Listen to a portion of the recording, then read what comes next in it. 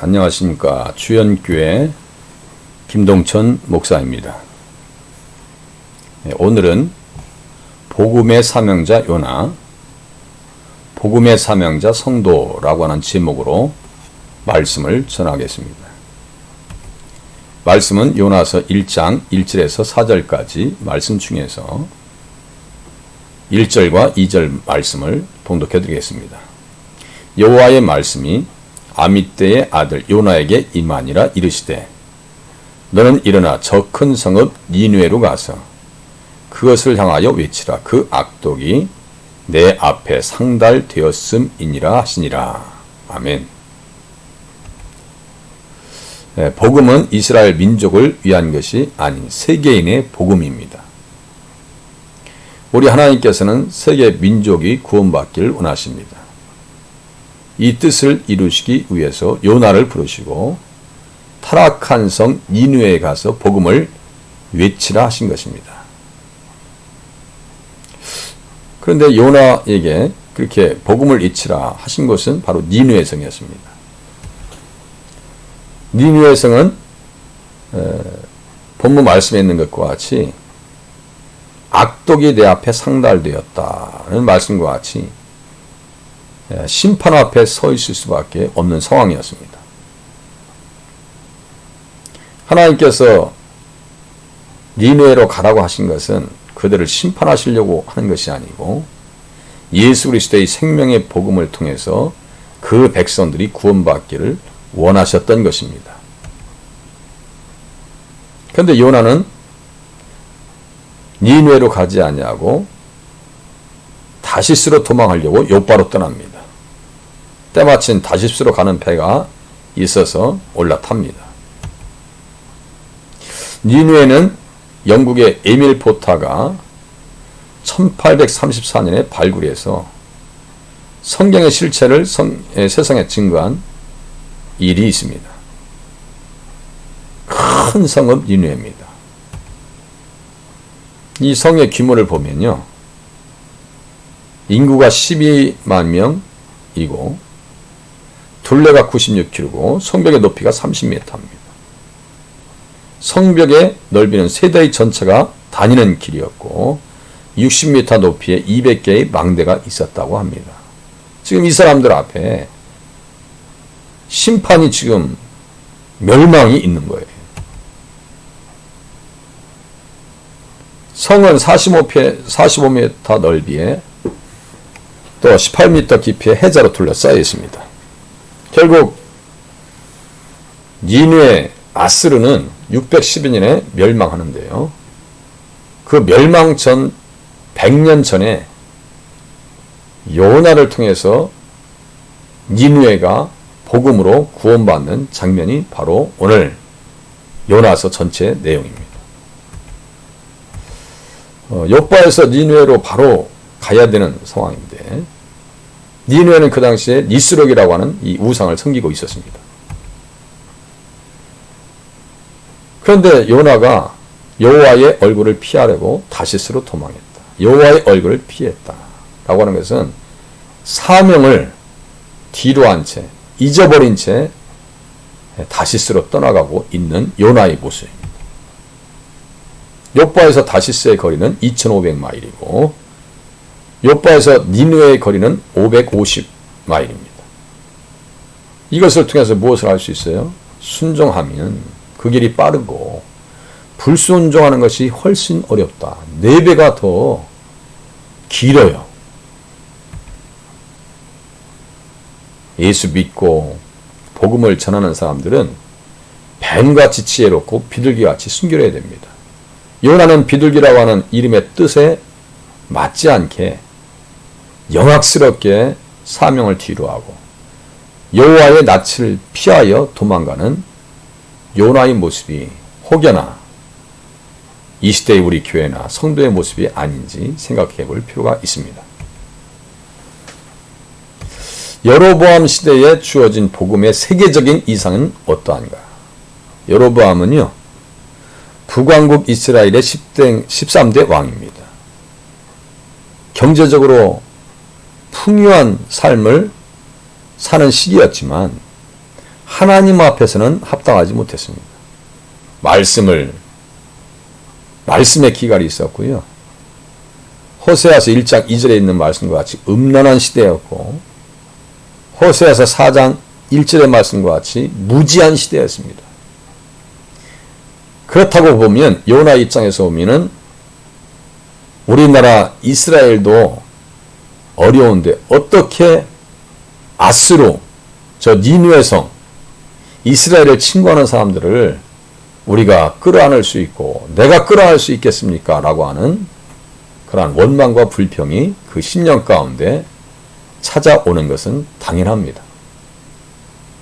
그렇지만 그 시대에 같이 동시대에 사역했던, 물론 요나가 좀 앞서 있다고는 합니다. 아모스는 다음과 같은 말씀을 통해서 선민과 이방인에게 심판에서 회복의 복음을 선포합니다. 그날에 내가 다윗의 무너진 장막을 일으키고 그것들의 틈을 막으며 그 허물어진 것을 일으켜서 옛적과 같이 세우고 그들이 에돔의 남은 자와 내 이름으로 일컫는 만국을 기업으로 얻게 하리라. 이를 행하시는 여호와의 말씀이니라. 이것이 사도행전 15장 15절에서 18절까지 정확하게 이방인 구원에 대한 말씀이다 라고 설명하고 있습니다. 이 말씀은 결국 이방인들도 구원을 받아야 한다는 말씀입니다. 호세아도 똑같습니다. 내가 나를 위하여 그를 이 땅에 심고 궁일이 여김을 받지 못했던 자를 궁일이 여기며 내 백성 아니었던 자에게 향하여 이르기를 너는 내 백성이라 하리니.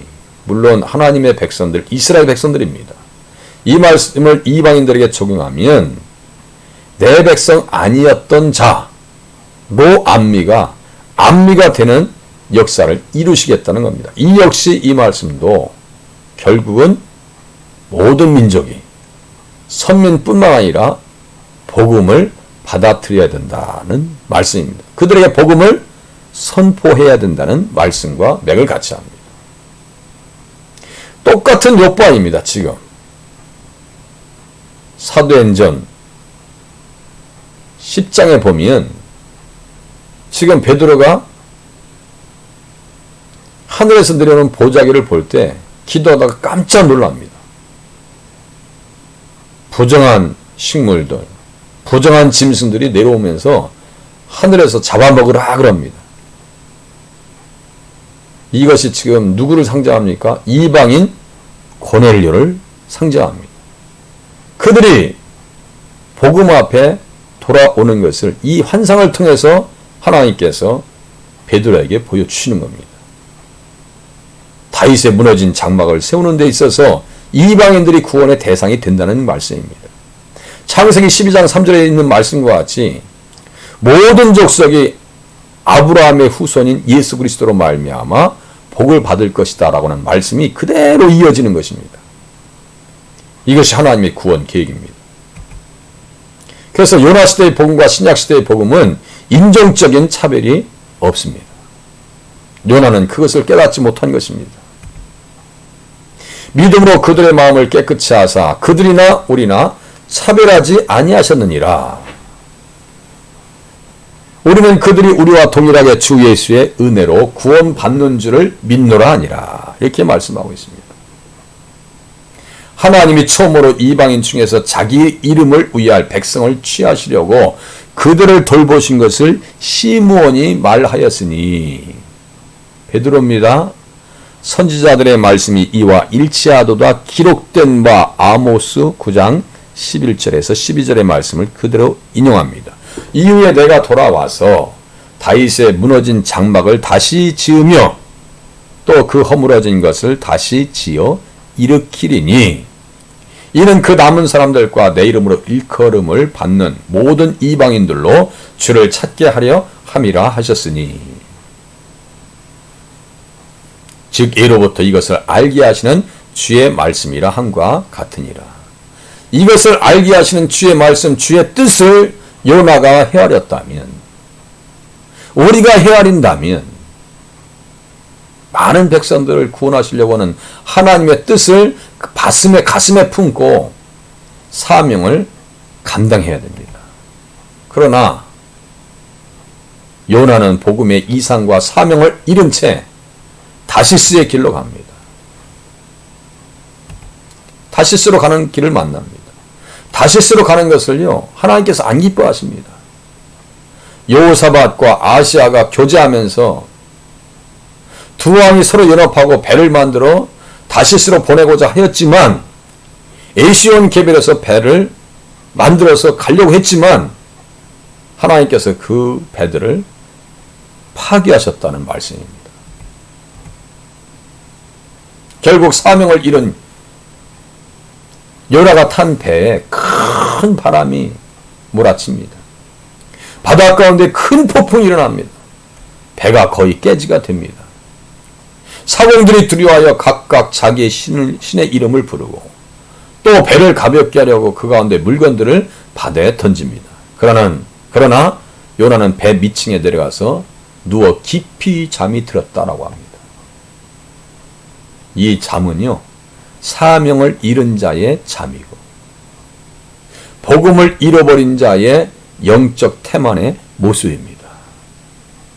오늘 우리가 혹시 이 깊은 잠에 떨어져 있지 아니한지 돌아보아야 됩니다. 심각하죠. 물이 막 넘쳐오르고. 그래서 결국은 제비를 뽑습니다. 제비 뽑으니까 누구 때문에 이 문제가 생겼는가? 제비를 뽑으니까요, 요나가 걸립니다. 그래서 요나에게 자초지종을 믿습니다. 그러니까 요나가 얘기합니다. 여호와의 얼굴을 피함인 줄을 그들에게 말하였다네. 그래서 깨닫습니다. 무리가 알고 심히 두려워하여 이르되 내가 어찌하여 그렇게 행하였느냐? 내가 어찌하여 그렇게 행하였느냐? 지금은 세상의 기회를 걱정한다잖아요. 그러한 시대를 맞이하고 있습니다. 바다가 점점 흉흉한지라 무리가 그 얘기를 해 우리가 너를 어떻게 하여야 바다가 우리를 위하여 잔잔하겠느냐 하니, 그래도 이 사람들 의리가 있는 사람들이에요. 그때 요나가 얘기합니다. 나를 들어 바다에 던지라. 그리하면 바다가 너희를 위하여 잔잔하리라. 그래도 신앙의 양심이 있어요. 너희가 이 큰 폭풍을 만난 것이 나 때문인 줄을 내가 아노라니라. 그래서 결국은 이제 요나를 들어서 바다에 던집니다. 이렇게 큰 물고기, 성경에는 물고기 써있죠. 그런데 사실상은 이걸 향유 고래가 아닌가 이런 생각을 해봅니다. 요나를 들어 바다에 던짐에 바다가 뛰는 것이 곧 그친지라. 사명자 한 사람이 사명을 이루면요, 많은 사람들이 고생합니다. 교회가 사명을 이루면 나라가 시끄럽습니다. 교회가 사명을 이루면 지역을 살릴 수가 없습니다. 성도가 사명을 되찾을 때, 내가 사명대로 살아갈 때 가정이 평안한 줄을 우리는 깨달을 필요가 있습니다. 여기 보니까 향유 고래가 바다 사자를 삼키죠. 요나는 물고기 뱃속에서 생명의 복음을 경험합니다. 용서의 복음, 구원의 복음, 모든 세상 사람들을 끌어안는 부활의 복음을 경험합니다. 던졌는데요, 여호와께서 이미 큰 물고기를 예비하사 요나를 삼키게 하셨으므로 요나가 밤낮 3일을 물고기 뱃속에 있으니라.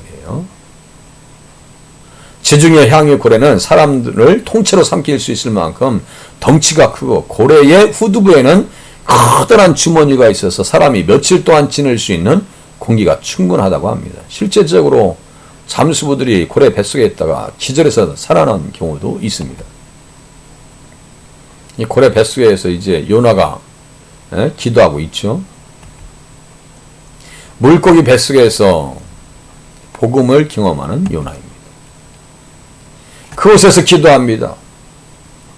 내가 받는 고난으로 말미암아 여호와께 불러 아뢰었더니 주께서 내게 대답하셨고 내가 스올의 뱃속에서 부르짖었더니 주께서 내 음성을 들으셨나이다. 스올, 지옥, 음부는요, 불순종하는 자들이 가는 것입니다. 하나님의 뜻대로 살지 않는 자들이 가는 것이고 믿음을 저버린 자들이 가는 것입니다.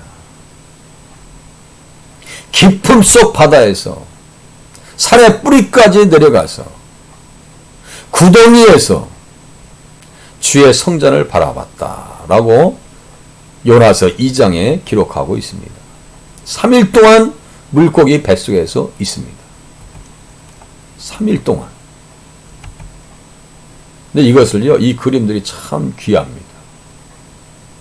성화라고 하는 것은요, 중세시대의 성경을 가리키기 위해서 그려졌다고 합니다.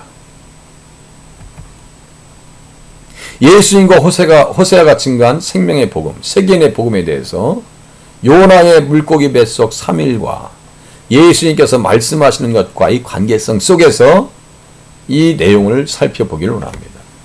요나가 밤낮 사흘 동안 큰 물고기 뱃속에 있었던 것 같이 인자도 밤낮 사흘 동안 땅속에 있으리라. 심판 때 니느웨 사람들이 일어나 2세대 사람들을 정죄하리니 이는 그들이 요나의 전도를 듣고 회개하였음이거니와 요나보다 더 큰 이가 여기 있으며.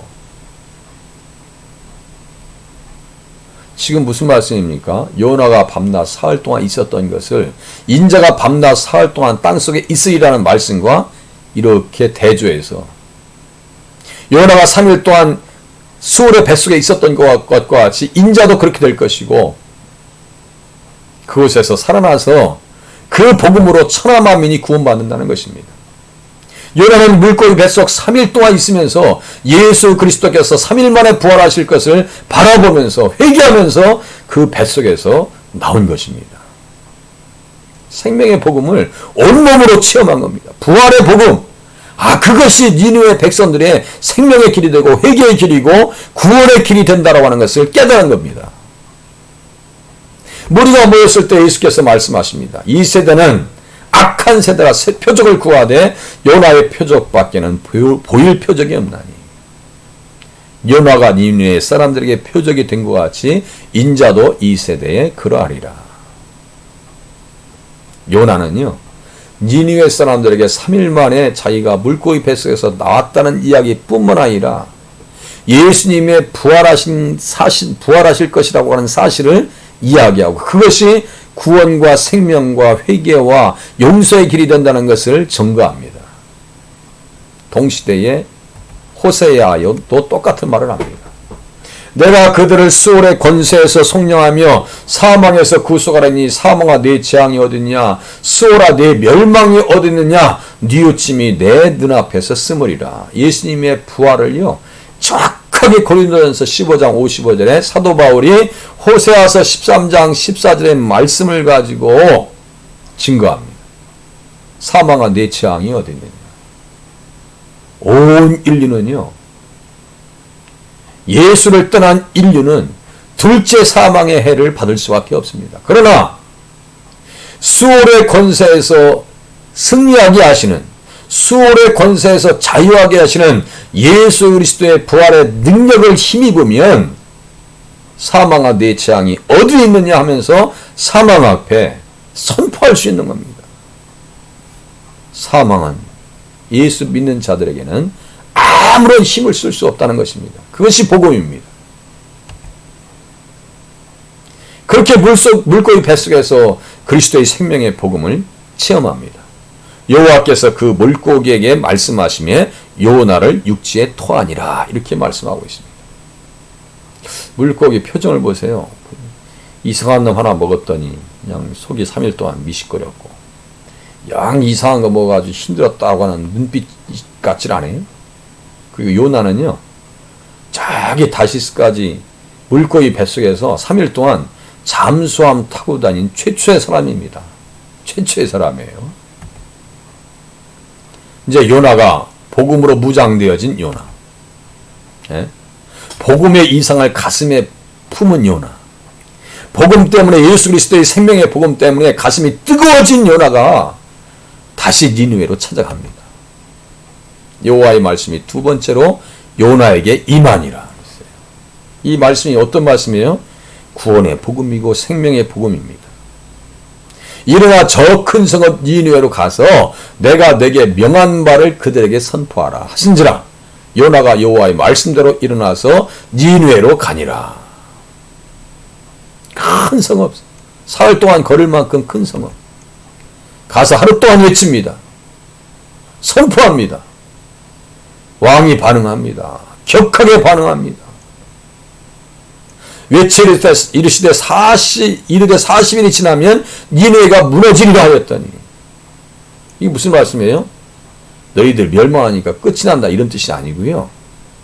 예수 그리스도를 영접해야 살 수 있다라고 외치는 겁니다. 이게요. 그들을 멸망시키기 위해서 외치는 게 아닙니다. 이 보세요. 우상을 끌어당기고 하나같이 다 베옷을 입고 회개합니다. 이 우상이 무너져야 돼요. 우리 속에 있는 탐심의 우상, 세상의 황금 만능주의의 우상, 하나님을 대적하는 사상들이 무너져야 됩니다. 다 끌어내립니다. 복음을 믿고 회개하는 니느웨 사람들 보시기 바랍니다. 니느웨 사람들이 하나님을 믿고 금식을 선포하고 높고 낮은 자를 막론하고 굵은 베옷을 입은지라. 그 일이 니느웨 왕에게 들음에 왕이 보좌에서 일어나 왕복을 벗고 굵은 베옷을 입고 제위에 앉으니라. 어찌 보면 그 당시에 이스라엘 백성들, 말씀에 기가 있는 백성들, 음란한 고멜과 같이 음란한 백성들보다 영적 반응이 이 사람들에게 더 확실합니다. 그야말로 준비된 영혼들입니다. 아무것도 먹지 말아라. 물도 마시지 말아라. 그리고 하나님께 부르짖어라. 베옷을 입고 악한 길과 손으로 행한 간포에서 떠날 것이라 라고 이렇게 외칩니다. 결국 니느웨 사람들이 멸망해서 구원의 길로 나갑니다. 그때 하나님이 뜻을 돌이키시고 그 진노를 그치사. 무엇 때문에요? 복음 때문에. 예수 그리스도를 영접한 것 때문에 우리가 멸망하지 않게 하시리라. 그렇지 않을 줄을 누가 알겠느냐 한지라 그랬어요. 하나님이 그들이 행한 것, 곧 그 악한 길에서 돌이켜 떠난 것을 보시고 하나님이 뜻을 돌이키사 그들에게 내리시리라고 말씀하신 재앙을 내리지 아니하시니라. 한 사람의 사명자가 신구약 어디를 봐도 말씀을 선포해서 12만 명이 회개했다는 내용은 없습니다. 순종하면, 요나와 같이 순종하면 이렇게 많은 영혼들이 회개하고 돌아온다는 사실을 우리가 발견하게 됩니다. 말씀을 나눠보겠습니다. 요나가 받고 선포한 생명의 복음의 특징이 무엇입니까? 보세요. 선민의 복음이 아닌 세계인의 복음인 것을 깨닫게 됩니다. 부활과 생명의 복음으로 차별이 없다는 것입니다. 스월 지옥의 권세에서 자유하게 만듭니다. 또 보세요. 복음을 맡은 교회의 성도로서 어떻게 사시겠습니까? 모든 민족을 제자 삼으라 하시는 주님의 뜻에 순종하며 살겠습니다. 그죠? 예수 그리스도의 부활을 믿고 확신하여 가족과 이웃에게 증거하며 살겠습니다. 차별하지 않으시는 하나님의 뜻을 알아서 누구에게든지 복음을 증거하겠습니다. 이렇게 사시기 바랍니다. 기도의 제목을 이렇게 기록하면서 기도할 수 있겠죠? 요나의 사명이 나의 사명인 것을 알게 하소서. 복음의 능력이 무엇인지 알게 하소서. 전도하는 일에 적극 협력하게 하소서.